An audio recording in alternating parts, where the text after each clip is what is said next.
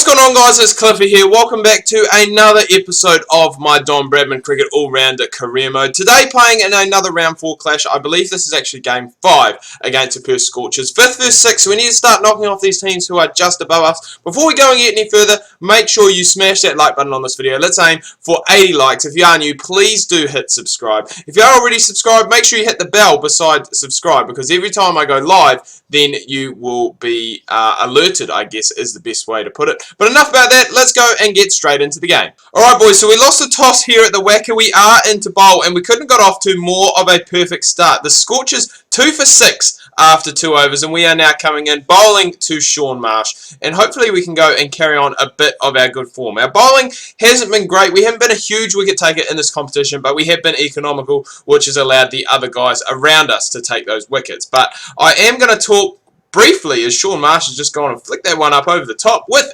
ease. Going to quickly talk about the Chapel Hadley game, which happened on Monday.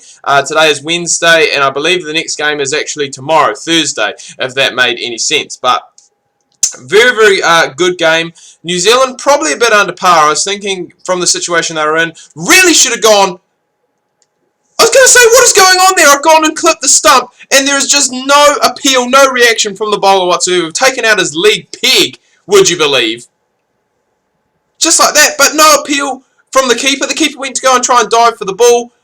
Nothing from the fielders and nothing from myself. The zing bails have gone off, and we've got ourselves a wicket, boys, just like that. So, what a great comeback after being taken for 4, that last ball, to come back and have that there happen. I'm very happy with that. But yeah, back to that Chapel Hadley game, happened on Monday. Game 2 happening on Thursday. New Zealand currently lead the series by 1-0. Now, this game was made a hell of a lot more difficult by the New Zealanders than probably it should have been. And this is going to be, I guess, a bit of a rant towards them, as we're just going to change our field to Vosges, just to go standard balance. It worked well against Shaun Marsh. Hopefully it can work well here.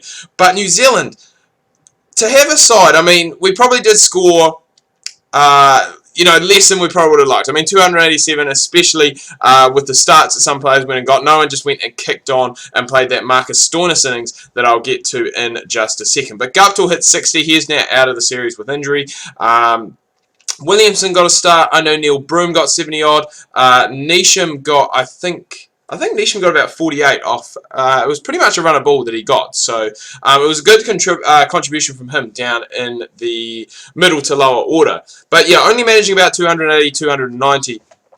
Which on Eden Park, if you know the dimensions and the boundaries, probably is nowhere near enough to what you would be wanting. But at the end of the day, it was enough. Just Australia got off to a shocking start. For some reason, they just seem to do that every now and again in games against New Zealand. Just really struggle. They were 67 for 6, would you believe? And, not really looking like getting anywhere near. They're looking like they're going to lose by 100, 150, possibly even, at the stage that it was 6 for 67. Things were looking in very dire straits for the Australians. But they did come back. Marcus Stoinis played an absolute incredible one-day innings. Probably one of the best one-day innings I've seen in a long time. 146 not out off only about 115 deliveries. Almost single-handedly won the game for the Australians, would you believe. Fun fact, actually, for the 10th wicket partnership, that was lucky. There was almost some overthrows there. The 10th wicket partnership had a 50-run stand where Josh Hazlewood didn't even face the ball. Josh Hazlewood was out there for, I think it was somewhere around... I think he was out there for about half an hour, didn't face a ball, and then got himself run out for I believe it's a diamond duck when you get run out, or maybe a black duck when you get run out without facing a ball. I'm not too sure. Diamond duck, I think, is the first ball of the innings, possibly. Black duck, I'm pretty sure, is when you run out without facing the ball. But anyway, the New Zealand bowlers have got to go and take a long, hard look at themselves, because there's no way you should have a team at 6 for 67, chasing 280 odd, 290 odd, and there is no way that they should get anywhere close. Ashanega, as I said, almost single-handedly took them to that total, which is, to be honest, it is a real shame. It's a real crying shame. A lot of people have been saying, and I did actually put a post onto my Facebook page just about it, that, since, obviously a great knock by Stoinis, don't get me wrong, Stoinis' knock, absolutely incredible, but since we have lost Shane Bond as a bowling coach, our bowlers have gone downhill massively, and there is no better explanation that honestly, they have just, I don't know what it is. They've just been terrible, for a lack of a better word. But whatever reason it is, they just don't have that penetration. They just aren't bowling as well. And this has been seen, not only in one-day games, but in test games as well. Like, you go back to that Bangladesh series that we had not too long ago. We were even struggling against Bangladesh in our conditions. And the conditions were pretty favourable for us as well. Good for swing and seam bowling, which is our pride, pride and joy here in New Zealand. So, I don't think something does need to change. I think they are slowly getting better. But really, to have a side, as I said, 6 for 67, and then to come back and only lose the game, I think by 7 runs they lost in the end. But, that it just should not happen. It just should not happen in a game of international cricket. You should have the bowlers that can go and just close a game out. And that does seem to be New Zealand's problem. All our bowlers, you look at our... Look at our seamers, and they're all the same. They all bowl 135, 140. You got Trent Bolt, who's a left arm, and that's a bit of a change. But Southey's the same. Lockie Ferguson, I think, is good. I think to have him in the side is a huge, huge plus. He just makes a big, massive difference to the side just with his pace that he can bowl. And there was a lot of talk going around, if you could have a side, and this is something that I would quite like to see as well. Trent Bolt, Tim Southey, obviously, as your 2 senior bowlers. You then have Lockie Ferguson and Adam Milne, who are both at, both fully fit. Both guys who can bowl 150 consistently. That would be very nice. And then you have Mitchell Santner at number 7 to be, I guess, your spin option. Now, Santner probably needs to work on his batting a little bit more to bat in that 6 or 7 category. I just don't think he's quite there at the moment. But his bowling has come a long way, which is a good sign. And he has said to the media that he wants to become an all-rounder in all 3 formats for New Zealand. So he is hungry to do it. I guess hungry to probably emulate his domestic side teammate, or ex-teammate I should say, Daniel Vittori, who also played for Northern Districts, also a left-arm spinner, also an all-rounder. So, if he said basically if he can take half as many wickets as Vittori, he'll be happy. And I think the New Zealand public will be happy too, because, trying to find, I guess, those replacements, and Australia are the same, I'll get to them in a second, but, trying to find those replacements and trying to have that guy who will come in and be exactly the same as Vittori is probably impossible. We'll probably never have a left-arm spinning all-rounder like Daniel Vittori. And I think the same thing happened with Australia. Once Adam Gilchrist retired, a lot of people, were disappointed with how things have gone. I mean, Gilly was one of a kind. He was absolutely incredible. And so now, people see Brad Haddin, who took over, I believe, after Gilchrist, saying that, he's not quite as good. But he's one of those players that you just can't find, just can't pluck out of thin air just like that. That one there flicked away on the leg side by Turner.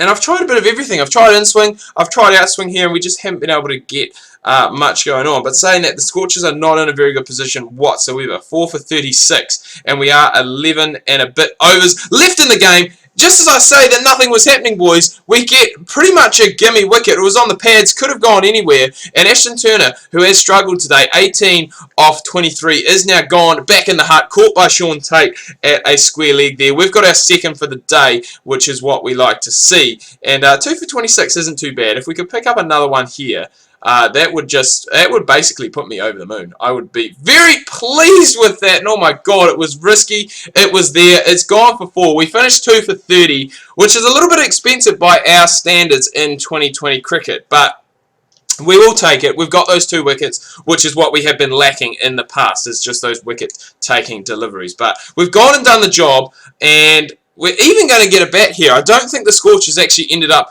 with too much. Average of 46. We did get dismissed, I believe, last time around, but that high score of 22. Strike rate's good as well. That's what we want to see. That strike rate is up above 150, which for a guy coming in at number 6, it does matter what his average is, because obviously he is going to have to contribute with the bat. But, to have that strike rate as high as it is, and I think we've actually gone and run out John Ho Wells off our first ball. Would you believe he's gone Ashton Turner for 23 off 24. That's not the greatest of starts by us, boys. And now we've got Dan Christian in. We only need 31 off 50 deliveries, so we've got plenty of time left to go. Probably didn't need to take that single. As you can see, that required run rate is less than 4, so we do have plenty of time. We can just go and nudge it around. This would be a great time, after we picked up those 2 wickets, I don't want to say a Stoinis effort, a Marcus Stoinis effort, because there's no way that we're going to score 100 in this game, and we did only take the 2 wickets. But in a T20, you know, if we can do the same, if we can pick up those 2 wickets like we have done, ooh, that was actually almost a catch. I was going to say pick up those 2 wickets and then possibly end ourselves up with like a 20 not out or something like that. Then, you know, that would be good. But at the moment, Dan Christian is really taking 2. He's really taken to them. I mean, he's 13 off 12. We're 1 off 3. We just haven't been able to quite get it into those areas that we like. I'm not going to take another run here because I've already run out one of my partners. I don't really want to do that. But just struggling today. Struggling really to get it away. There's obviously big gaps on that leg side, but we just haven't really been getting the deliveries to play into there. And there's a big appeal from Ashton Turner. But what is happening to our batting today, boys? We just can't get anything going on. And I don't have anything to talk about left in the world of cricket. I know someone said in one of my comments that the Pakistani Super League is starting in about 8 days, so that's pretty exciting. By the time I think I finish up this Big Bash series, we should be just about, I think we're a fringe member at the moment in our Pakistan Super League side. I don't know if that was a catch, but we just honestly cannot do anything. We played out 4 dot balls. I don't really want to try and go over the top on the offside because it never works for me. Oh, there we go. Finally, we get off strike. It only took us 5 balls and we finally got a single, but we're 2 off 8. I was slagging off Ashton Agar for being like 18 off 28. I mean, we're going to be worse than that. We're bloody 2 off 8. And we've just lost Dan Christian. So we're down to the bowlers now. So it really is going to be quite crucial that I can try and stick around and try and see us home to this victory. That 20 not out is gone. It's out the window because we only need 16 more runs. But this was a game that probably we should have done a hell of a lot better, probably to improve our net run rate. And look at how slow, oh my god, how slow Cliffy is between the wickets. Come on, boy, you've got to run that. You've got to get quicker. Just hit some boundaries if you can't run. Just so slow. Just go to his end every time. Bloody Stuart Broad's down the other end. He's almost past the pitch, and Cliffy's only halfway down it. Would you believe it? That is unbelievable. So slow. But Broad has got some runs. We've moved on to 5 off 11. And then we've gone and just chopped one on. That has been the story of the day with the bat boys. We just could not get anything going on. Cliffy looking down at the bat. But really, that was more painful. That was just really painful, to be honest, to watch. We needed just 9 runs. I was kind of hoping that we could get there, actually. But getting there by 3 wickets, which is not a concern. We've won the game. That's the main thing. We got the 2 points. But only getting there in 16.5 overs, chasing down 114, is not the greatest of performance. Stuart Broad with the man of the match, his 2 for 14. We didn't even get on the batting chart. That was my goal. But 2 for 30 for us and 5 off 12 with the bat. Now that this is done and dusted, we are officially past halfway in this Big Bash League. So let's go and have a look at the league table. Alright boys, so with that win we have moved up into 5th place. We've still got a game in hand against all the guys above us. Got another game against the Renegades, who I believe, I think we beat them last time. We played them not too long ago, but we've got them.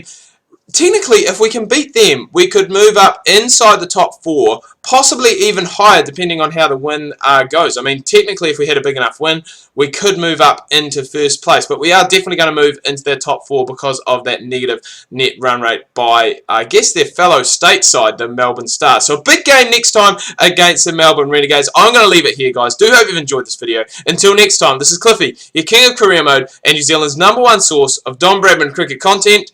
Signing out.